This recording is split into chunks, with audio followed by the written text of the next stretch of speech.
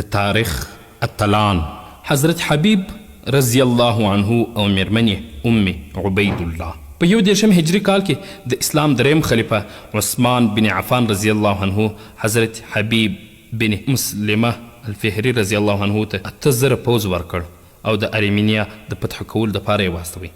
هغه روان سو او د فالقیا په سیمه کې د روم 8000 پوځ سره مخامخ سو. د جنگ د پیلېدو څخه مخکې حضرت حبیب رضی الله عنه خپل پوځ ته وینا وکړه، د جهاد فضایل یې ورته بیان کړل او جهاد ته یې وهڅول. دا مهال د حضرت حبیب رضی الله عنه میرمن عبید الله بنت یزید چې جنګي لباس یې په تن او د خپل خاوند سره د الله جل جلاله په لاره کې د جهاد دپاره راوتلې وه، خپل خاوند یې مخاطب کړ او ورته وویل: ای حبیبه، که جنگ ډېر سخت او خطرناک حالت ته ورسیږي نو تر دې پورې چې صفونه هم مات او ګډ وډ سي او سره جلا سو، نو زه بیا تا په کوم ځای کې ولټوم؟ حضرت حبیب رضی الله عنه ورته وخندل او ځواب یې ورکړ: زما ګرانې، یا به د رومي سپه سالار موریان په خیمه کې سره یو ځای کېږو او یا به په جنت کې. لږ وروسته ډېر خطرناک جنګ وموښتی، تر دې پورې چې دواړه ښځه او خاوند سره یو د بل څخه جلا او ورک سول. اسلامي پوځ په ډېر سخت ازمایښت کې و او ډېر سخت جنګ وروسته الله جل جلاله بری او فتح ورکړه.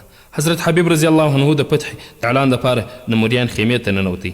هلته پر یوه نقابپوش باندې سترګې ولګېدې. حیران سو. نقابپوش د حضرت حبیب رضی الله عنه د حیرانتیا د لرې کولو دپاره خپل نقاب اخوا کړ. حضرت حبیب رضی الله عنه لا زیات حیران سو، ځکه چې هغه نقابپوش بل څوک نه بلکې د حبیب رضی الله عنه خپله میرمن وه. هغه د خپل خاوند څخه مخکې د رومي سپه سالار خیمې ته رسېدلې وه او هغه یې جهنم ته لېږلی.